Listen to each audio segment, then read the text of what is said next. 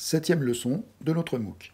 Nous allons intégrer la thématique proposée dans notre démarche de design thinking.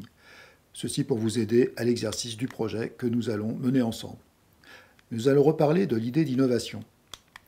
Nous avons parlé de sa nécessité, de la difficulté à la produire, au-delà de l'injonction. Et nous en avons souligné les enjeux. Nous avons défini l'importance sociale et économique des industries créatives pour nous aider dans cette démarche. Nous avons aussi évoqué l'importance de maintenir notre curiosité, de développer notre culture.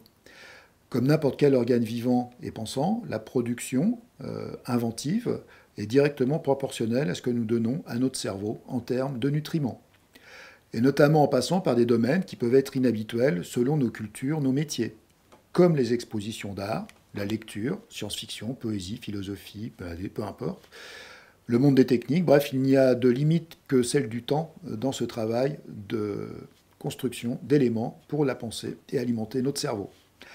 C'est cette approche qui permet de dépasser l'état de l'existant, ou ce qu'on appelle aussi benchmark, et de se mettre en capacité d'innover. Donc vous n'allez que prendre le risque de découvrir de nouveaux horizons. Nous avons aussi identifié d'où vient cette pratique de design que l'on nomme aujourd'hui design thinking, et depuis seulement quelques années d'ailleurs. Il nous a donc semblé opportun de resituer ce sujet dans un contexte de métier, quasiment aussi ancien que l'industrialisation, les métiers du design. Ces pratiques sont très multiples, elles correspondent bien à des savoirs, à des techniques, bref, à un corpus de métiers, ceux du design. On ne peut donc dissocier le design thinking du design et des designers. Pour autant, la direction d'une telle organisation de projet n'est pas forcément réservée aux seuls designers. À partir du moment où ce chef de projet est formé réellement au design thinking, bien sûr, et donc avec des designers, et qui va intégrer des designers dans son équipe pour avoir effectivement une vraie équipe pluridisciplinaire de design thinking. Nous avons aussi parlé de la question importante des silos métiers, notamment le complément que nous proposons à l'approche de Bill Buxton. Ainsi, pour conserver à la fois une vision globale du projet et puis aussi la richesse de l'apport de chaque métier tout au long du déroulement du projet.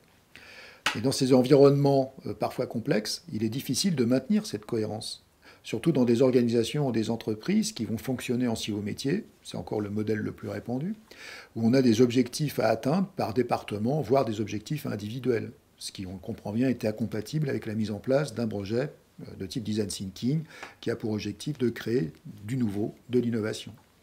Sur les travaux de Bill Buxton, nous avons créé des zones de recouvrement plus ou moins larges des différentes catégories de métiers selon les phases de déroulement du projet. On va les resituer pour les principales catégories: le design, management et marketing, sciences humaines et sociales, métier de l'ingénieur, métier de la vente et du déploiement commercial.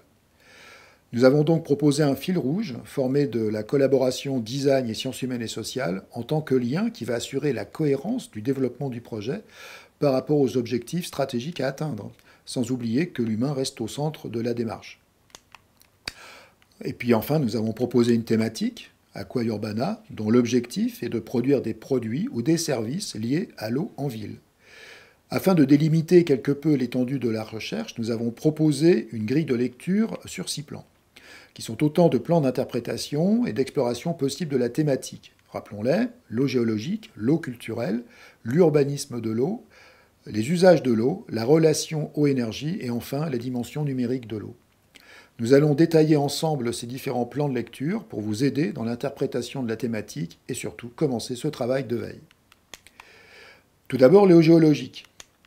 L'eau géologique, selon le site internet suisse Portail Géologique, le cycle de l'eau joue un rôle important dans les processus géologiques, que ce soit par exemple pour l'érosion et les transports. Les eaux superficielles et les eaux souterraines sont les matières premières d'importance vitale. Les eaux souterraines sont l'une des principales matières premières de nos pays et de notre existence même. Elles jouent un rôle essentiel dans le cycle naturel de l'eau et alimentent nombre des gros systèmes de grande valeur. Nous devons impérativement les protéger intégralement. Elle est bien souvent la principale source d'eau potable. L'eau géologique, toujours, les eaux souterraines sont menacées par des produits genre phytosanitaires, les engrais. Elles sont également affectées par des pollutions d'autres provenances: l'agriculture, l'industrie et les sites pollués, heureusement de moins en moins courants, l'habitat surtout, les trafics, et les conduites d'eau usée et les stations d'épuration défectueuses. En termes d'hydrologie, l'eau façonne le paysage et les écosystèmes naturels. C'est vital pour la population, elle est aussi importante pour de nombreux secteurs économiques de nos pays. Des illustrations qui nous permettent d'avoir des images sur ce que nous venons d'évoquer. Ensuite, l'eau culturelle. Alors le même site suisse nous dit aussi il ne peut y avoir une bonne gestion de l'eau sans la prise en compte de la culture. Voilà qui est intéressant. La culture, c'est donc l'interface entre la nature et la technique pour eux. Or, en devenant essentiellement technique, la gestion de la ressource en eau omet souvent l'importance des facteurs d'ordre socio-culturel. Le lien entre l'homme et l'eau s'est donc progressivement distendu et il semble nécessaire aujourd'hui de resensibiliser les populations à l'eau en utilisant les médias culturels. Il y a aussi d'autres champs de réflexion. Les sujets sont riches. L'eau et les mythologies, cosmogonie, les rites et pratiques, l'eau, art et civilisation. À vous d'en découvrir les intérêts. Deux autres aspects sur ce sujet de l'eau culturelle. L'eau, c'est le berceau des civilisations. Dans la mesure où l'être humain a un besoin vital de consommer chaque jour de l'eau pour survivre, dans la mesure où la plupart de ses activités économiques, sociales, culturelles utilisent de l'eau en grande quantité, les populations se sont toujours installées et développées là où elles pouvaient avoir aisément accès à cette précieuse ressource. Dans les échanges, elle est bien. Ah bah je commence à bafouiller, c'est pas mal ça. Pour poursuivre sur culture, eau et langage, depuis la nuit des temps, dès que les hommes vivent ou qu'ils sont ensemble en famille, en tribu, en village et enfin en ville, la toute première chose qu'ils partagent au quotidien, c'est l'eau et le langage, qui l'un comme l'autre leur permettent de survivre, de s'épanouir, de faire commerce. Puis après une période de pratique du troc, vient la création de la monnaie, qui facilite les échanges de biens et de services. Ainsi, l'eau, le langage, l'argent irriguent-ils chacun à sa manière le tissu économique, social, environnemental et culturel. Ça le vivifie et ça solidarise en fait les gens. On va utiliser le mot aval aussi. Ce qui est drôle, c'est de voir ce que ça donne sur le langage. Par exemple, avaliser un texte, donner son aval. L'eau est constamment présente dans le langage. Nous allons maintenant aborder l'urbanisme de l'eau. L'eau, c'est à la fois une source de vie, c'est la voie d'approvisionnement et d'échanges commerciaux, c'est un dispositif défensif, c'est un élément de structuration du paysage. Voici ce que dit un document édité par l'Agence régionale pour l'environnement et l'éco-développement, l'ARP. Les liens entre eau et urbanisme sont historiques et constants depuis l'émergence des civilisations dans les vallées des grands fleuves.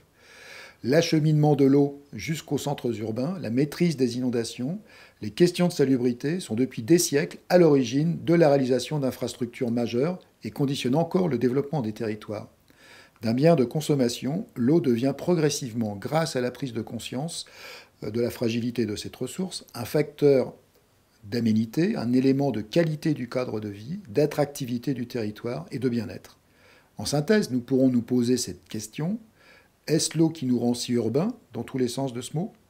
Abordons la relation eau-énergie. Dans l'histoire, l'eau a été beaucoup plus qu'aujourd'hui liée à la notion d'énergie.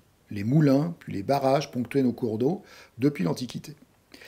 Puis l'eau a été le véhicule d'autres sources d'énergie comme le bois, le charbon. Enfin, l'eau participe activement à la production d'électricité par le nucléaire pour sa capacité de refroidissement des installations notamment. Une carte qu'on vous propose ici nous montre l'inégalité de cet usage de l'eau sur notre territoire.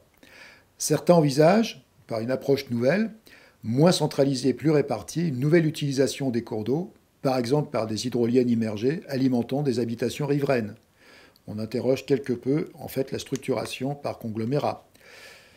Ensuite, la dimension numérique de l'eau. Alors, nous allons citer effectivement des gens avec qui nous avions travaillé sur le big data, sur des projets de plus en plus innovants et ambitieux, donc avec IBM, dans le cadre du projet Smart Cities. L'un des projets les plus intéressants, s'il ne fallait en choisir qu'un, est celui du Digital Delta aux Pays-Bas. Ce programme révolutionnaire exploite le big data pour améliorer la gestion du système d'eau néerlandais.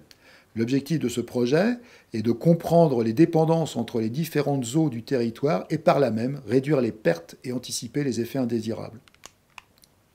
Voici quelques schémas qui nous représentent aussi d'autres manières d'aborder la notion d'eau. Aujourd'hui, nous avons posé les bases de notre projet et pour démarrer la première phase de travail qui est celle de l'exploration et de la veille.